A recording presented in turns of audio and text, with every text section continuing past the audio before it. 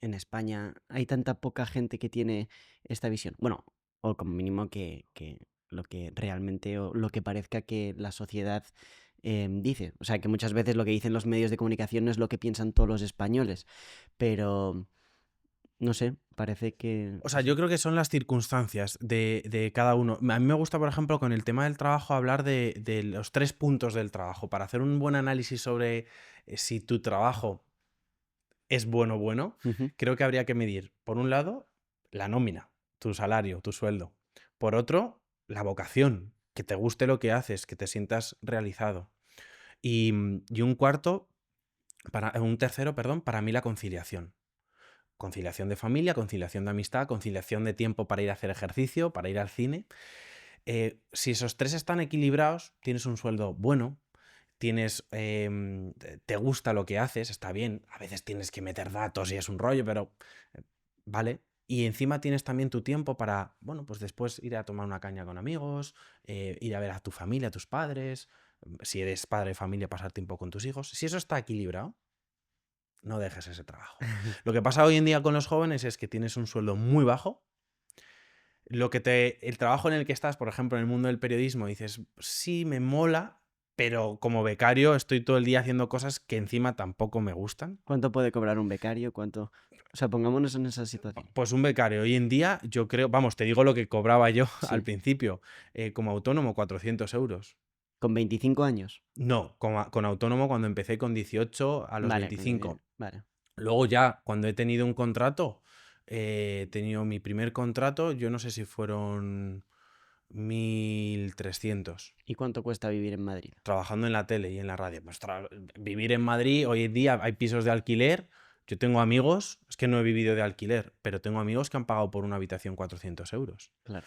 Y Es más sencillo y te voy efectivamente a mi historia. Yo cuando dejé la radio y la televisión, es lo que le comentaba a mis jefes. Digo, mira, yo tengo un sueldo que está bien. Eran 1.500. Está bien, porque tenía 25 años. 200 euros se me iban en parking, gasolina y demás. Otros 100 euros más o menos en comidas, porque allí te tienes que quedar a comer y entonces te cubre a lo mejor una parte del trabajo porque te dan pues estos cheques y tal, pero no todo, porque te lo ponen muy bajito y te vas a cualquier restaurante y siempre es un poco más. Entonces ahí se te iban otros 50. Ya estás más o menos en unos 200, 300 euros, ¿no?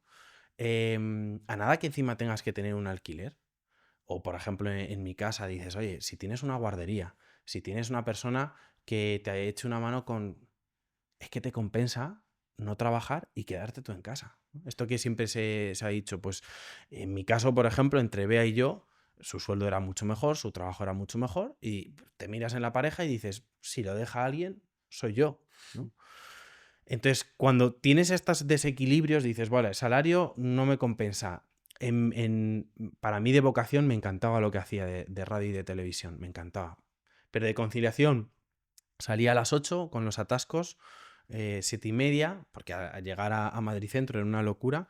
Salía a las 6:30, 7, entre el atasco otra vez de vuelta, hasta las 8 no llegaba a casa. Entonces, claro, yo me despedía de mi hija durmiendo y llegaba a casa y estaba mi hija durmiendo. Y eso lo experimenté durante 2, 3 semanas y dije, No quiero esto para mi vida".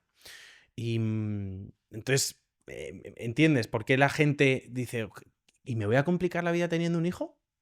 Ya. Y me voy a... Es lo que piensas de primera. O sea, si Ujú. yo a todo esto le sumo ahora tener un bebé, da vértigo, da ¿Cuáles son los vértigo. principales motivos por los que la gente no tiene hijos en Yo, España? yo creo principalmente eso, porque tú piensas, me voy a complicar la vida. O sea, si ya me está costando llegar a fin de mes, si... insisto, hablo en términos yo creo que generales. Sí. Si me estás diciendo que esto puede poner problemas a nivel profesional en mi trabajo, porque te coges una baja que es muy larga y entonces hay jefes que puedan decir, es que es muy larga. Si además efectivamente ya voy a tener un poco esa atadura de llegar a casa antes y tal, eso también lo ven las empresas, da como vértigo, simplemente. Entonces, si no quieres complicar la vida, pues dices, mira, pues Ujú. todavía no. Y entonces vas retrasando esto de formar una familia. Cuando tienes un niño, ir a por el segundo, lo mismo. Vas a complicarte más. Ya no estoy durmiendo, encima el trabajo, un sueldo más bajo, tal. Lo vas a bajar más todavía. ¿Entiendes lo que Sí.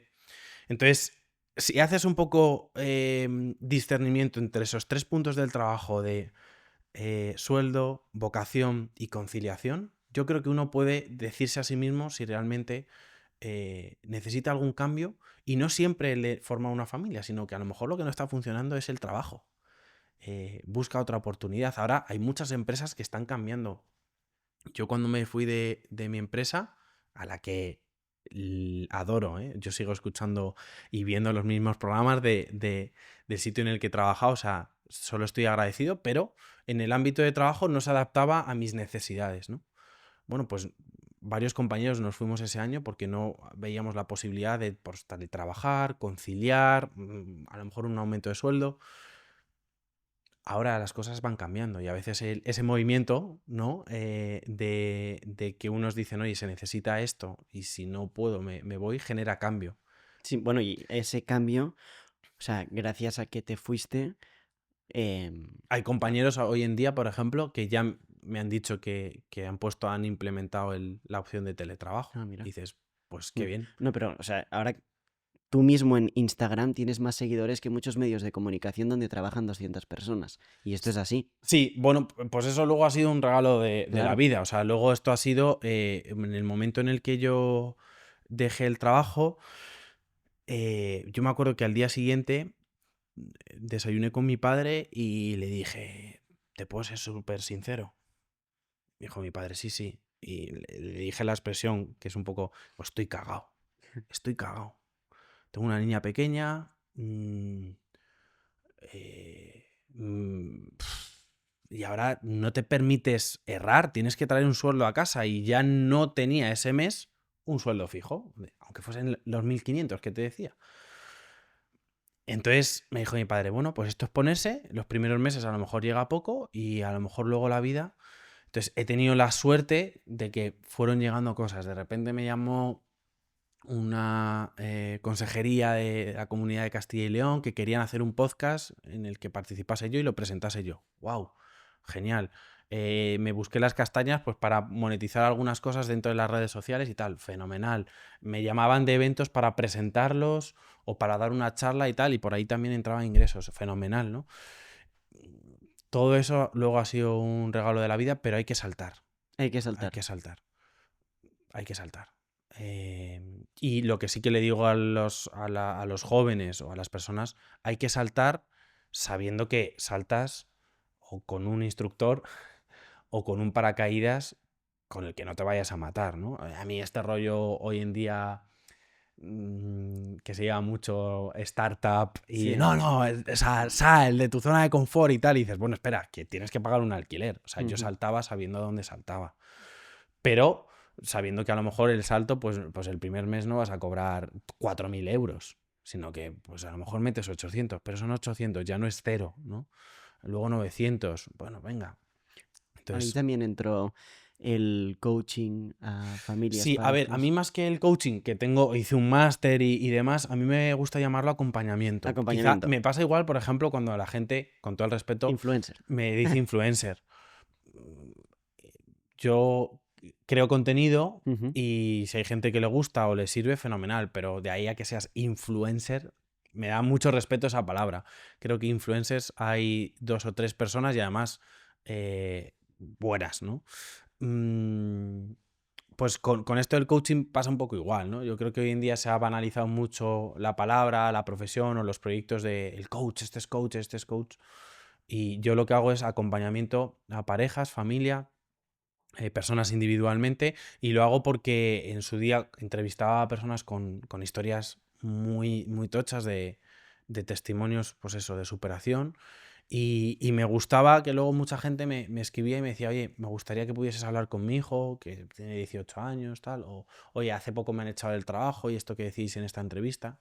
Y pensé, jo, ¿habría alguna manera de acompañar a estas personas o parejas que se van a separar o novios que llevan 6 años y han entrado en crisis, que se van a divorciar? Y dices, jo, ¿habría una manera de acompañar a estas personas y poder ayudarle con lo que pues hayas aprendido de la vida y entonces decidí, pues efectivamente, el tener esa opción también como trabajo, sabiendo que, por ejemplo, luego hay mucha gente que lo que necesita es un acompañamiento, por ejemplo, de un psicólogo. Y Claro. entonces tú derivas, yo vengo de una familia en la que todos son psicólogos, y entonces sé perfectamente cuando una persona a lo mejor ha venido conmigo pues porque tiene un problema de comunicación, autoestima en el trabajo y tú le puedes dar una serie de herramientas, pero hay un momento en el que a lo mejor le tienes que decir, ahora lo que necesitas es un acompañamiento de un profesional de la psicología, ¿no? Que te pueda...